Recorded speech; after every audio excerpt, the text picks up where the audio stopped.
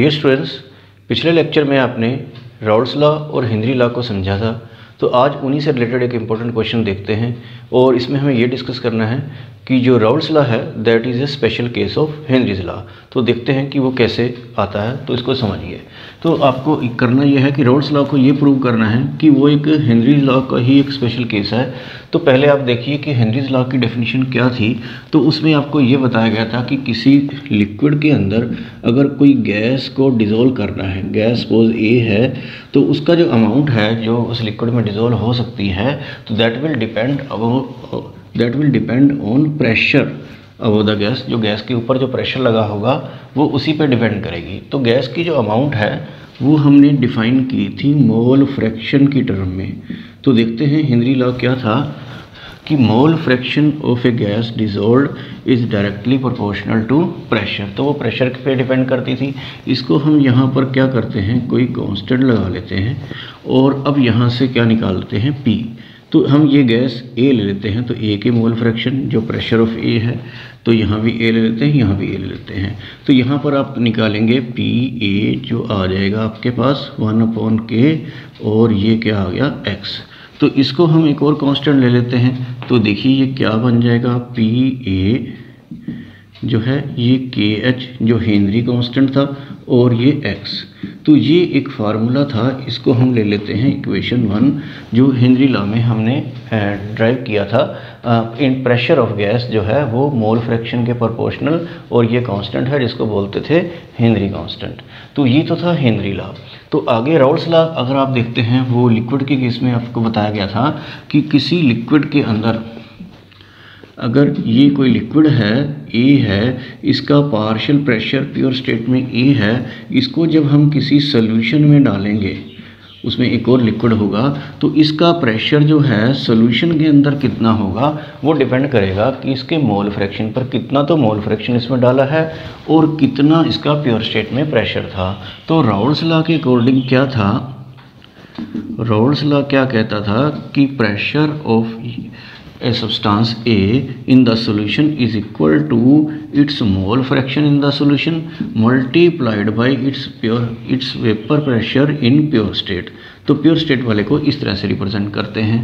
तो यहाँ पर हम क्या करते हैं, इसको दोबारा लिख लेते हैं। तो PA इसको हम थोड़ा आगे लिख लेते हैं, प्योर सॉल्वेंट, और ये।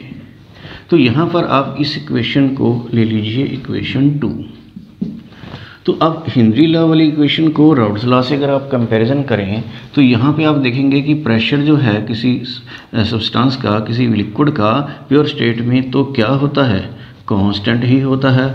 और अब इसको इससे कंपैरिजन करें तो आप देखेंगे कि दोनों इक्वेशन एक ही हैं, सिर्फ कांस्टेंट और प्रोपोर्शनलिटी जो है वो क्या हो रहे हैं, चेंज हो रहे हैं। तो हम कह सकते हैं कि Raoult's law is a special case of Henry law.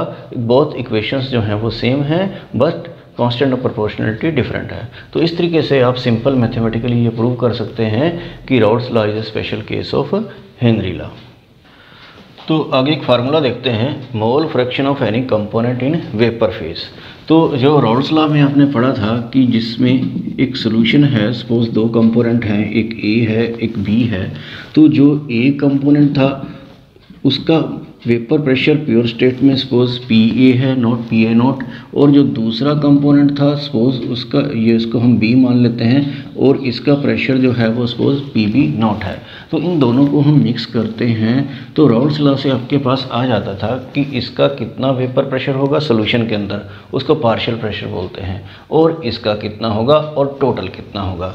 तो इसका जो प्रेशर होगा राउल्ट्स लॉ के अकॉर्डिंग वो कितना हमने आपको बताया था, जितने इसके मोल फ्रैक्शन आपने इस सॉल्यूशन के अंदर डाले हैं multiplied by it's vapour pressure in pure state. इसी तरह से जब आप इसका पार्शियल प्रेशर निकालते हैं PB, तो वो क्या था, इसके मोल फ्रैक्शन कितने आपने डाले हैं multiplied by it's vapour pressure in pure state. तो जो प्रेशर टोटल हो जाता था राउल्ट्स लॉ के अकॉर्डिंग वो दो कंपोनेंट, इसको 1 और 2 भी लिख सकते हैं, A और B भी लिख सकते हैं। तो XA PA note plus XB PB note ये होता है टोटल प्रेशर सॉल्यूशन का। उसमें A वाला कंपोनेंट इतना प्रेशर सॉल्यूशन के अंदर लगा रहा है और B वाला कंपोनेंट का इतना है और टोटल इनका सम करके आ जाएगा।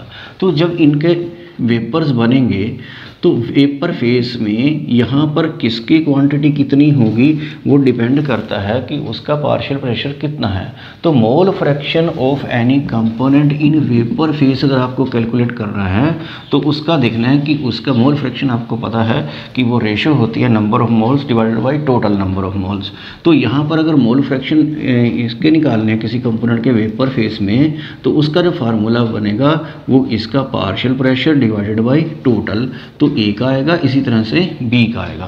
तो फार्मूला क्या है, अगर आपको इसको हम वाई से रिप्रेजेंट करते हैं, अगर मोल fraction of A component in vapour face आपको ए कंपोनेंट के निकालने हैं तो ए का partial pressure x A P A note जो ये वाला है और डिवाइडेड बाई आपको करना है टोटल। तो टोटल ये पूरा लिख देते हैं X B P B naught. तो इसको आपको शॉर्ट में क्या लिख सकते हैं, P A divided by P total. तो इस तरीके से आपको ये मोल फ्रैक्शन ए कंपोनेंट के मिल जाएंगे। अगर आपको निकालने हैं बी कंपोनेंट के तो फिर आपको उसका पार्शियल प्रेशर लेना पड़ेगा और उसको टोटल से डिवाइड करना पड़ेगा। तो ये पी बी नोट होगा और टोटल क्या है X A P A naught plus X B P B naught, और इसको शॉर्ट में कैसे लिखेंगे, P B divided by P total. तो इस तरीके से फार्मूले को यूज़ करके आप mole fraction of any component in vapour phase calculate कर सकते हैं, जो हम न्यूमेरिकल में कराएंगे अभी आपको। लेकिन इसके लिए ये ज़रूरी है कि आपको मोल फ्रैक्शन जो सिंपल हैं एक्स ए और एक्स बी की वैल्यू आपको पता हो। तो उसके लिए आपको पहले एक्स ए निकालना पड़ेगा, number of mole of A divided by number of mole of A plus number of mole of B, total number of moles जो मोल फ्रैक्शन आप पहले निकालते थे। और इसी तरह से अगर आप बी के मोल्स फ्रैक्शन निकालने हैं तो number of mole of B ले लीजिए और नीचे क्या लेना है, number of mole of A number of mole of B. तो टोटल नंबर ऑफ मोल से डिवाइड करके जब आपके पास एक्स ए और एक्स बी की वैल्यू होगी तभी आप ये और ये निकालेंगे और फिर टोटल भी निकाल पाएंगे। लेकिन किसी किसी क्वेश्चन में नंबर ऑफ मोल्स भी नहीं दिए होते हैं, तो नंबर ऑफ मोल्स अगर नहीं दिए हैं, जैसे ए के नहीं दिए हैं, तो उसका वेट दिया होगा और उसका मॉलिक्यूलर मास, तो मॉलिक्यूलर मास से उसको डिवाइड करना है। अगर आपको number of moles of B निकालने हैं तो उसके वेट को उसके मॉलिक्यूलर मास से डिवाइड करना है, तो तभी आप न्यूमेरिकल कर पाएंगे। तो अगर आपको मैं एक क्वेश्चन देता हूँ वो आपने ट्राई करना है, तो उसमें देखना है कि नंबर ऑफ मोल दिए हैं या नहीं दिए हैं। नहीं दिए हैं तो उसके मॉलिक्यूलर मास से डिवाइड करके पहले फाइंड आउट करना है। फिर आप दोनों के क्या निकालेंगे, मोल फ्रैक्शन। तो मोल फ्रैक्शन होंगे तो फिर आप वेपर प्रेशर निकाल पाएंगे, उसका प्योर स्टेट में वेपर प्रेशर दिया होगा। फिर आप टोटल करेंगे, उसके बाद ही आप ये निकाल पाएंगे। तो जैसे आपको ये पता है कि मोल फ्रैक्शन का सम जो है वो 1 होता था, ऐसे ही मोल फ्रैक्शन जो वेपर फेस में होते हैं इनका सम भी पहले की तरह 1 ही होता है, इसकी तरह ही 1 होता है। तो ये आप फार्मूला समझ गए होंगे और इसी से रिलेटेड अब हम करते हैं एक क्वेश्चन। तो लीजिए क्वेश्चन देखते हैं। The vapour pressure of benzene and toluene at 298 Kelvin are 75 millimetre and 22 millimetre mercury respectively. मतलब इसका जो प्योर का वेपर प्रेशर है बेंजीन का वो 75 है और टोल्यूइन का है 22 respectively. If 3 moles of benzene and 7 moles of toluene are mixed to form an ideal solution, calculate the mole fraction of each component in vapor phase. तो vapour phase के लिए हमें वही फार्मूला लगाना है। तो यहाँ पर आप क्या देख रहे हैं कि प्योर स्टेट में बेंजीन को मैं ए कंपोनेंट ले लेता हूँ, इसको बी कंपोनेंट ले लेता हूँ। तो इसमें जो ए कंपोनेंट का प्योर स्टेट में वेपर प्रेशर है वो 75 है और बी कंपोनेंट का जो प्योर स्टेट में है वेपर प्रेशर वो 22 है। तो यहाँ पे नंबर ऑफ मोल्स दिए हैं। अगर बाई चांस नंबर ऑफ मोल नहीं दिए होते तो आप उसके वेट को उसके मॉलिक्यूलर मास से डिवाइड करते। ऐसे क्वेश्चंस हैं बुक में। तो इसका जो भी मास दिया होता बेंजीन का तो उसको आपको डिवाइड करना पड़ता उसके मॉलिक्यूलर मास से। अब बेंजीन का मॉलिक्यूलर मास, आपको बेंजीन का फार्मूला तो पता है C6H6, तो इसका मॉलिक्यूलर मास तो आ जाता है 78। और इस तरह से अगर आपको इसका टोल्यूइन का जो करना है, ये होता है मिथाइल बेंजीन, ये मिथाइल बेंजीन है, तो इसका मॉलिक्यूलर मास आप कैलकुलेट करके देख लेना। तो इस केस में इतना आएगा 92, तो ये आपको पहले नंबर ऑफ मोल्स निकालने पड़ सकते हैं किसी क्वेश्चंस में, लेकिन इस पर्टिकुलर क्वेश्चन में नंबर ऑफ मोल्स दिए हैं आपको। तो number of mole of benzene जो है, जो फर्स्ट कंपोनेंट है वो 3 है, और नंबर ऑफ मोल ऑफ जो दूसरा कंपोनेंट है टोल्यूइन, उसके दे रखे हैं 7। तो मैंने आपको क्या बताया था कि अगर नंबर ऑफ मोल्स दिए हैं तो आपको निकालने हैं उनके मोल फ्रैक्शन। तो पहले हम ए कंपोनेंट के मोल फ्रैक्शन निकालते हैं, फर्स्ट जो बेंजीन है, तो डिवाइडेड बाई ये टोटल नंबर ऑफ मोल, इसके नंबर ऑफ मोल हैं 3, और 3 + 7 करेंगे तो ये 3/10 आ जाएगा, तो ये तो आएगा 0.3। और इस तरह से अगर आपको दूसरे कंपोनेंट के मोल फ्रैक्शन निकालने हैं तो वो 7/3 + 7 आ जाएगा इसी तरह से, और वो आएगा 0.7। तो आपको अब मोल फ्रैक्शन आपके पास है। तो अब आपको पार्शियल प्रेशर ए कंपोनेंट का भी निकालना है और बी कंपोनेंट का भी निकालना है। तो पार्शियल प्रेशर अगर आप ए कंपोनेंट का निकालेंगे तो वो कितना होगा, XA और PA0।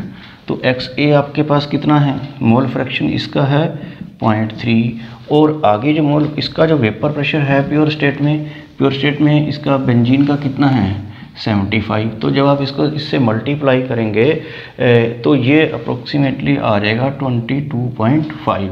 तो ये तो आया है फर्स्ट कंपोनेंट का। इसी तरह से अगर दोनों को आप मल्टीप्लाई करेंगे दूसरे कंपोनेंट के लिए, तो उसके लिए भी आपको इन दोनों को मल्टीप्लाई करना पड़ेगा, किसको, XB और PB0 को। तो XB कितना है वो आपने निकाला है अभी 0.7, और इसका जो प्योर स्टेट में वेपर प्रेशर है वो कितना था 22। तो इसको जब आप मल्टीप्लाई करेंगे तो ये तो आ जाएगा आपके पास 15.4। तो ये दोनों का वेपर प्रेशर आपने पार्शियल प्रेशर कैलकुलेट कर लिया है, फर्स्ट कंपोनेंट का भी और सेकंड कंपोनेंट का भी। तो अभी आपको आगे क्या करना है, टोटल वेपर प्रेशर निकालना है।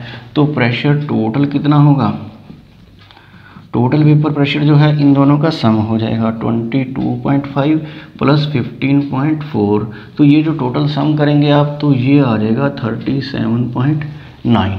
तो यहाँ तक तो आपको इजीली समझ में आ गया होगा कि इन दोनों का आपको क्या कर देना है, सम कर देना है, तो ये टोटल प्रेशर आ जाता है। तो अब आपको किसी के भी mole fraction in vapour face निकालने हो, तो जैसे आपको ए कंपोनेंट के निकालने हैं तो वो क्या फार्मूला था, ये PA/P टोटल। तो PA कितना था 22.5 और टोटल कितना था, ये है 37.9। तो ये आप जब डिवाइड करेंगे तो ये आ जाएगा 0.6। और इसी तरह से जब आप दूसरे के निकालेंगे मोल फ्रैक्शन वेपर फेस में, तो दूसरे का वेपर प्रेशर कितना है 15.4, और इसको टोटल से जब डिवाइड करेंगे तो ये 37.9 से ही करेंगे। तो इसको मैंने आपको यहाँ पे लिख दिया है 0.4 बिना कैलकुलेट किए, क्योंकि ये 0.6 आया है तो ये कितना आएगा 0.4 ही आएगा, क्योंकि आपको याद है कि दोनों का सम जो है वो क्या होता है 1 होता है। तो ये जो फार्मूला मैंने अभी थोड़ी देर पहले आपको बताया था उसी के अकॉर्डिंग ये निकाला है। तो आपको इसका प्रोसीजर समझ लेना है कि आपके पास नंबर ऑफ मोल से सबसे पहले क्या करना है, मोल फ्रैक्शन बना लेने हैं। मोल फ्रैक्शन से ही आप उसका प्योर स्टेट में जो वेपर प्रेशर है उससे मल्टीप्लाई करके उसका सोल्यूशन में जो प्रेशर है जिसको पार्शियल प्रेशर बोलते हैं वो निकालेंगे, पहले कंपोनेंट का भी और दूसरे कंपोनेंट का भी। फिर आप उनको करेंगे टोटल, तो टोटल से जिसको डिवाइड करेंगे तो वो उसी कंपोनेंट के मोल फ्रैक्शन आ जाएंगे वेपर फेस में। तो इस तरह का एक क्वेश्चन एनसीईआरटी में भी दिया है, तो आपको वो ट्राई करना है। तो हमारा जो अगला टॉपिक है वो है ideal solution and non ideal solution. तो पहले हम समझ लेते हैं आइडियल सॉल्यूशन। तो अगर कोई सॉल्यूशन आइडियल है, ए solution will be ideal if, तो उसमें ये कंडीशन उसको जो मैं यहाँ पे लिखने जा रहा हूँ वो सेटिस्फाई करे, तभी हम उस सॉल्यूशन को बोलेंगे आइडियल सॉल्यूशन। तो इसका जो पहली कंडीशन है कि अगर वो ओबे करता है, if it obeys Raoult's law at all concentration and pressure. तो कोई भी कंसंट्रेशन, कोई भी टेम्परेचर या प्रेशर वगैरह की जो भी कंडीशंस हैं, हर कंडीशन में वो राउल्स लॉ को ओबे करता है, तो उस सॉल्यूशन को हम बोलते हैं आइडियल सॉल्यूशन। इसका मीनिंग मैं अभी क्लियर करता हूँ। और दूसरा जो है इसमें, there is no enthalpy change on mixing the component of the solution. No enthalpy change का मतलब क्या है कि डेल्टा एच मिक्सिंग जो है वो ज़ीरो होगी। इसका मीनिंग ये हुआ कि जब आप दो कंपोनेंट मिक्स करते हो तो कोई हीट ना तो इवॉल्व होती है ना ही एब्जॉर्ब होती है। तो there is no enthalpy change on mixing the component of the solution. और तीसरा जो पॉइंट है, there is no volume change, कोई वॉल्यूम चेंज नहीं है on mixing the component of solution. Delta V mixing zero का मतलब है कि कोई चेंज नहीं है on mixing the two component of the solution. ये जो वॉल्यूम चेंज नहीं है इसका मतलब क्या है कि अगर आपके पास दो कंपोनेंट हैं, एक 80 ml एक 20 ml, तो उनका जो सॉल्यूशन बनना चाहिए वो क्या बने, 100 ml बने। तो वो 99.99 ml ना हो और 100.01 भी ना हो, तो इसे हम कहते हैं कि कोई वॉल्यूम चेंज नहीं है। और ये जो पहला पॉइंट था राउल्स लॉ के अकॉर्डिंग अगर टोटल वेपर प्रेशर हम दो कंपोनेंट का निकालते हैं, जैसे हमने पहले x1 P1 not plus x2 P not से ये कैलकुलेट किया था, तो वो जितना आना चाहिए वो अगर उतना ही रियलिटी में आ रहा है तो ऐसे हम बोलेंगे कि ये राउल्स लॉ को ओबे करता है। तो इसका मतलब वो सोल्यूशन कैसा हुआ, आइडियल सोल्यूशन। इसके लिए ग्राफ भी था जो आपने पहले राउल्स लॉ में समझा था, मैं उसको आपको बना के दिखा देता हूँ। इस टाइप से था वो कि यहाँ पर आप लेते हैं x1 1 और x2 0, दो कंपोनेंट हैं, यहाँ पर ओनली वन कंपोनेंट प्रेजेंट है और x1 जो है वो डिक्रीज होते होते यहाँ पर 0 हो गया और x2 जो हो गया 1 हो गया लास्ट में। मिड में दोनों ही 0.5 होंगे, थोड़ा आगे चलें तो वो 0.4 होगा और ये 0.6 होगा, मतलब दोनों का सम तो 1 ही होगा। तो इस पॉइंट पे खाली वन कंपोनेंट है तो इस पे P1 नॉट वेपर प्रेशर होगा और इस पे P2 नॉट होगा, तो दूसरा ही कंपोनेंट है सिर्फ। तो यहाँ पर ये डिक्रीजिंग में था क्योंकि 1 से 0 तक डिक्रीज में हो रहा है पहला कंपोनेंट, और दूसरा कंपोनेंट 0 से 1 में इंक्रीज में हो रहा है। तो इस तरह से, और दोनों को मिक्स करने से जो वेपर प्रेशर बनेगा, तो ये लाइन जो है टोटल वेपर प्रेशर को इंडिकेट करती है x1 P1 नॉट और x2 P2 नॉट। तो जो राउल्स लॉ हमने कराया था उसमें आपको याद होगा कि हमने एक कंपोनेंट का 100 और एक कंपोनेंट का 120 मान लिया था वेपर प्रेशर। तो जब हम दोनों को 50-50 मतलब 0.5 मोल फ्रैक्शन मिक्स करते थे तो वो 100 और 120 के बीच में आ जाता था 110। मतलब कि किसी भी रेशो में अगर आप मोल फ्रैक्शन की उनको मिक्स करते हैं तो वेपर प्रेशर उन दोनों के बीच में इस लाइन के अकॉर्डिंग ही अगर लाई करता है तो हम उसे कहेंगे कि वो राउल्स लॉ को ओबे कर रहा है सोल्यूशन, और वही सोल्यूशन होगा आइडियल। तो आइडियल सोल्यूशन होने के लिए आपको क्या याद रखना है कि अगर ये एक ए कंपोनेंट है एक बी कंपोनेंट है तो ए इंटरेक्शन और बी इंटरेक्शन का मैग्नीट्यूड मतलब ए बी इंटरेक्शन का मैग्नीट्यूड उतना ही होगा जितना ए और बी का है, तब वो सोल्यूशन जो है आइडियल होगा। मतलब कि इनके बीच में जो इतना फोर्स ऑफ अट्रैक्शन है और इनके, जब इन दोनों को मिक्स करते हैं तो इंटरेक्शन सेम होंगी, तभी तो वॉल्यूम जो है वो क्या आएगा, सेम आएगा जितना आना चाहिए। तो ऐसे केस में सोल्यूशन होगा आइडियल। और आपको ये भी बता दूं कि कई ज़्यादातर सोल्यूशन आइडियल नहीं होते हैं, वो उतना वेपर प्रेशर नहीं आता जितना कि इस इक्वेशन से आना चाहिए, लेकिन फिर भी डिल्यूट सोल्यूशन आमतौर पे क्या होते हैं, आइडियल ही होते हैं। या डिल्यूट का मतलब है कि जिसमें सॉल्यूट बहुत कम है और सॉल्वेंट बहुत ज़्यादा है, या फिर जिनकी सिमिलर नेचर हो उस तरह के सॉल्यूशन आइडियल होते हैं। तो उस तरह के कोई एग्जांपल कर लेते हैं। तो एग्जांपल जो हैं जैसे ये hexane, normal hexane and heptane है, इस तरह से बेंजीन टॉल्विन भी है, क्लोरोबेंजीन, ब्रोमोबेंजीन भी है, और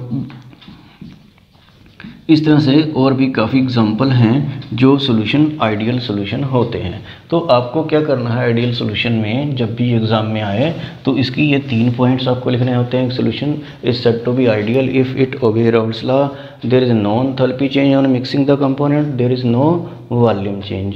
और ये ग्राफ है इसको समझने के लिए, और इसमें एक ये लाइन जरूर लिखनी होती है, magnitude of interaction a b is same as that of a और बी बी, और एक आपको देने होते हैं इसके एग्जांपल। तो ये तो था आइडियल सोल्यूशन। तो आगे हम करेंगे नॉन आइडियल सोल्यूशन। तो आगे समझते हैं कि नॉन आइडियल सोल्यूशन कैसे होते हैं। तो जो आइडियल नहीं है वही तो क्या है, नॉन आइडियल सॉल्यूशन है। तो नॉन आइडियल सॉल्यूशंस के लिए आपको वही 3 पॉइंट लिखने पड़ेंगे। If it does not obey roles law, roles law को वो ओबे नहीं करता है, मतलब कि रोल्स लॉ के अकॉर्डिंग जितना वेपर प्रेशर आना चाहिए उतना नहीं आता, या तो उससे ज़्यादा आ जाता है या उससे कम आ जाता है। और दूसरा पॉइंट क्या था कि उसमें मिक्स करते वक्त कुछ एंथैल्पी चेंज होता है, मतलब कि डेल्टा एच जो मिक्सिंग था नॉट इक्वल टू ज़ीरो, मतलब ज़ीरो नहीं है का मतलब कुछ चेंज है, मतलब हीट या तो इवॉल्व होती है या हीट एब्जॉर्ब होती है। तो ये भी इसमें पॉइंट था।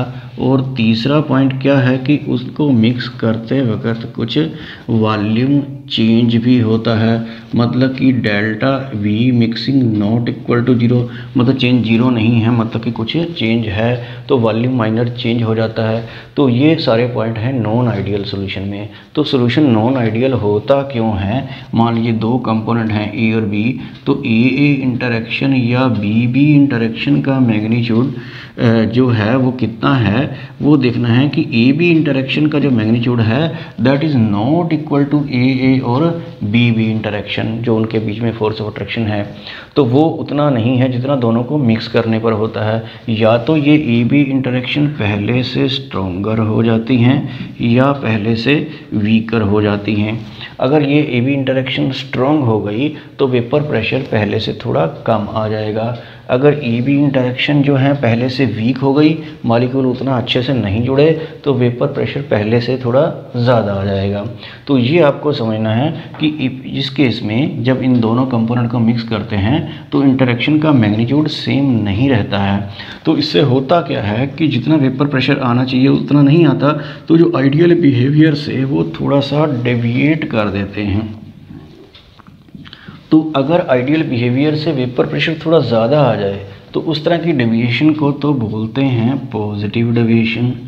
तो अगर वो उससे थोड़ा कम आ जाए वेपर प्रेशर, कम तब आएगा जब फोर्स ऑफ अट्रैक्शन जो है पहले से स्ट्रॉन्ग होगा, तो उस केस में उसको बोलेंगे नेगेटिव डेविएशन। तो ये आइडियल जो नॉन आइडियल सॉल्यूशन होते हैं 2 टाइप्स के होते हैं। एक तो वो जो अपने आइडियल बिहेवियर से पॉजिटिव डेविएशन शो करते हैं, और दूसरा वो होते हैं जो नेगेटिव डेविएशन शो करते हैं। तो ऐसा क्यों करते हैं ये आगे एग्जांपल में समझते हैं। तो पहले समझते हैं non ideal solution showing positive deviation. तो पॉजिटिव डेविएशन किस तरीके से होती है, तो अगर दो कंपोनेंट हैं, एक ए है तो ए इंटरेक्शन और एक बी इंटरेक्शन होगी जो दूसरा कंपोनेंट है उसके मॉलिक्यूल्स के बीच में। तो अगर ए बी इंटरेक्शन का मैग्नीट्यूड जो है पहले से वीक होता है, वो वीकर हो जाती हैं इंटरेक्शन, मतलब मॉलिक्यूल उतना क्लोजली पैक नहीं होते हैं, तो ऐसे केस में वेपर प्रेशर पहले से क्या हो जाता है, ज़्यादा हो जाता है। तो ए बी इंटरेक्शन अगर वीकर हो जाती हैं ए या बी से, तो वेपर प्रेशर ज़्यादा हो जाता है, मतलब कि जितना आइडियली आना चाहिए उससे थोड़ा ज़्यादा आ जाता है, हायर लेवल पे हो जाता है। इस तरह से आप इधर भी इस ग्राफ में ऐसे ऐसे करके प्लॉट कर सकते हैं। तो आपको समझना है कि ऐसा क्यों होता है, ये आपको समझ में आएगा एग्जाम्पल से। तो इसमें जो एग्जाम्पल हम लेंगे वो लेते हैं इथेनॉल प्लस साइक्लोहेक्सेन। इसमें एसीटोन भी हो सकता है या कोई और कंपाउंड भी हो सकता है। तो इथेनॉल क्या है, इथाइल अल्कोहल। तो इथाइल अल्कोहल के सारे मॉलिक्यूल जो हैं हाइड्रोजन बॉन्डिंग से आपस में इंटरेक्ट करते हैं, जुड़े होते हैं। ये हाइड्रोजन बॉन्डिंग है क्योंकि इसमें O पार्शियल नेगेटिव और H पार्शियल पॉजिटिव होता है, तो नेगेटिव पॉजिटिव के बीच में इंटरेक्शन होती है, तो सारे मॉलिक्यूल इथेनॉल के आपस में जुड़े होते हैं। तो ऐसे केसेस में इस कंपोनेंट में जो इंटरेक्शन है वो थोड़ी स्ट्रॉन्ग है, और साइक्लोहेक्सेन के मॉलिक्यूल के बीच में भी आपस में स्ट्रॉन्ग फोर्स ऑफ अट्रैक्शन है। लेकिन जब दोनों को मिक्स करते हैं तो साइक्लोहेक्सेन का मॉलिक्यूल बीच में आकर इथेनॉल इंटरेक्शन को रिड्यूस कर देते हैं। तो फोर्स ऑफ अट्रैक्शन कैसे हो जाते हैं, पहले से वीक हो जाते हैं और मॉलिक्यूल थोड़ा खुले खुले हो जाएंगे, तो वेपर प्रेशर जो है वो पहले से क्या होगा, ज़्यादा हो जाएगा। तो ये आपको याद रखना है। तो इस तरह के सॉल्यूशन होते हैं non ideal solution showing positive deviation. इसमें आपको याद ये रखना है कि जो इथेनॉल है, इथेनॉल प्लस साइक्लोहेक्सेन के साथ साथ इसमें और एग्जांपल भी हो सकते हैं, जैसे इथेनॉल प्लस वाटर है, इथेनॉल प्लस एसीटोन है। तो इस तरह से और भी एग्जांपल आपको रीड करने हैं जो पॉजिटिव डिविजन शो करते हैं। तो उसका रीज़न है, मैंने आपको बता दिया है कि इंटरेक्शन पहले से वीक हो जाती हैं। तो आगे समझते हैं non ideal solution showing negative division. तो नेगेटिव डिवीजन में क्या होता है ये समझिए कि जब दो कंपोनेंट हैं ए और बी, तो ए इंटरेक्शन या बी इंटरेक्शन से ज़्यादा स्ट्रॉन्गर होती हैं ए बी इंटरेक्शन, अगर पहले से ज़्यादा स्ट्रॉन्ग हो जाएं तो ऐसे केस में आप समझिए कि वेपर प्रेशर क्या होगा, जब दोनों मॉलिक्यूल पहले से भी ज़्यादा स्ट्रॉन्गली क्लोज आ जाएंगे, फोर्स ऑफ अट्रैक्शन बढ़ जाएंगे, तो फिर क्या होगा, वेपर प्रेशर जो है पहले से क्या हो जाएगा, कम हो जाएगा। मतलब कि ये जो ग्राफ में जो आइडियल बिहेवियर शो किया हुआ है इससे वेपर प्रेशर कम हो जाएगा। यही चीज़ आप यहाँ भी बना सकते हैं इस टाइप से। तो इसको आप किसी एग्जांपल से समझ सकते हैं कि बाद में फोर्स ऑफ अट्रैक्शन कैसे बढ़ सकते हैं। तो इसमें मैं जो एग्जांपल ले रहा हूँ वो है क्लोरोफॉर्म प्लस एसीटोन का। तो क्लोरोफॉर्म का फार्मूला क्या होता है CHCl3 और एसीटोन का क्या होता है CH3COCH3। तो इसमें क्या होता है कि क्लोरोफॉर्म के मॉलिक्यूल्स के बीच में भी फोर्स ऑफ अट्रैक्शन उतना स्ट्रॉन्ग नहीं है, एसीटोन के मॉलिक्यूल्स के बीच में भी उतना स्ट्रॉन्ग नहीं है, लेकिन जब दोनों को मिक्स करते हैं तो क्या होता है, ये देखिए कि यहाँ पर क्या है 3Cl और ये एसीटोन का फार्मूला है इस तरीके से। तो जब दोनों को मिक्स करते हैं तो हाइड्रोजन स्लाइटली पॉजिटिव है और ऑक्सीजन स्लाइटली नेगेटिव है, तो इन दोनों के बीच में हाइड्रोजन बॉन्डिंग फॉर्म हो जाती है, जिससे फोर्स ऑफ अट्रैक्शन पहले से स्ट्रॉन्गर हो जाते हैं और मॉलिक्यूल के नज़दीक आने से वेपर प्रेशर पहले से क्या हो जाता है, कम हो जाता है। तो इस तरह के जो नॉन आइडियल सोल्यूशन होते हैं उनको हम बोलते हैं कि ये आइडियल बिहेवियर से नेगेटिव डिविजन शो कर रहे हैं। तो इसके भी और एग्जांपल हैं जो आप पढ़ सकते हैं, जैसे वाटर प्लस HCl भी आपको याद रखना है कि नेगेटिव डिविजन शो करता है। वाटर प्लस नाइट्रिक एसिड जो है ये भी नेगेटिव डिविजन शो करता है। तो ये सोल्यूशन के एग्जांपल थे पॉजिटिव डिविजन और नेगेटिव डिविजन वाले।